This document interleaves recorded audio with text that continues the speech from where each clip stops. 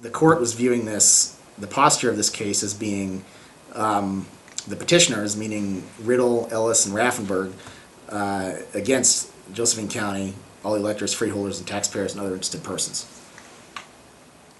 So you follow what I'm saying there? The three commissioners were then going up against the county government and all the population? No, going up against the county. Well, Yeah. the county government? Well, the government is part of Josephine County, yes. Right. The government is part of Josephine County, yes. So the commissioners are then opposing the county government and all of the citizens. It doesn't say county government, but I can follow your rationale there, yeah. Electors, yeah. So, Really? They're on both sides of the argument. This is an awkward thing, this kind of a case.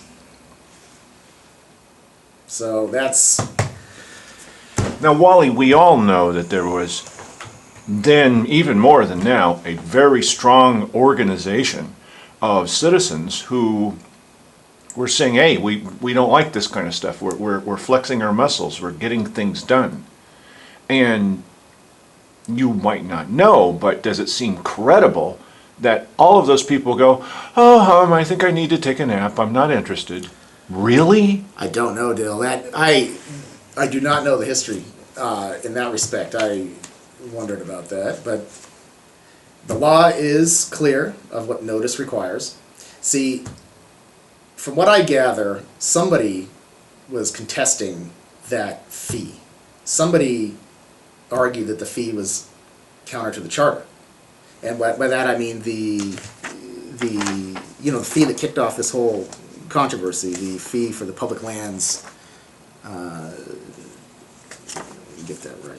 What was the idea that they were going to impose this fee Public land without corner taking it preservation to the fund. people? Because otherwise it looks like a setup. Sorry, but it does. I don't know. I don't know. I don't know the answer to that. I mean, it seems that based upon the affidavit, let me see if I can find, and this is really what I have to go on. I mean, it says,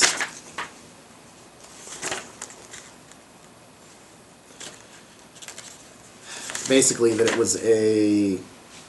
was a contested question involving political. It was a political controversy, basically, is what he says. I'm paraphrasing there, but basically it sounded like there was a political controversy, that somebody, it sounded like there was somebody who was arguing that this public land preservation fee was not valid pursuant to the charter. And that's how this thing wound up being sought declaratory judgment. We don't know who or why. I don't.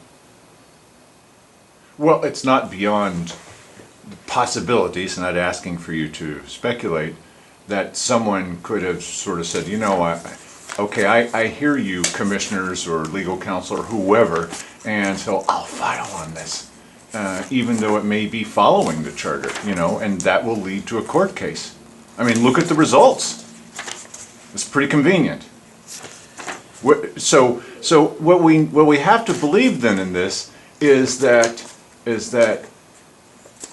people who are getting what they asked for appeal something which puts the whole thing up in the air, and then they don't care enough to show up in court to challenge it.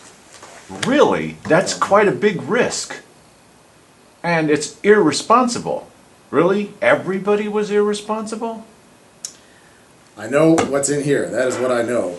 I can say there is a copy of the notice at least. So, you know, and the judge was satisfied that the statutory requirements for notice were put out. How the whole thing got kicked off, I wonder about.